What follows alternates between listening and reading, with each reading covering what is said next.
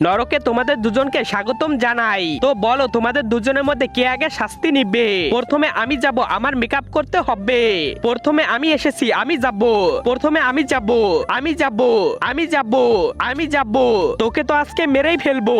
প্রথমে আমি যাব বলছি। থামো তোমরা। তোমাদের দুজনকে নিয়ে আমি আর পারছি না, যমরাজের কাছে চলো। যমরাজ, আমি ওদের দুজনকে নরকে নিয়ে যেতে পারছি না, কারণ ওরা দুজনে স্বামী স্ত্রী, আমাকেই নরকে নিয়ে যাবে। একটা কাজ করো, ওদের দুজনকে স্বর্গে দিয়ে আসো।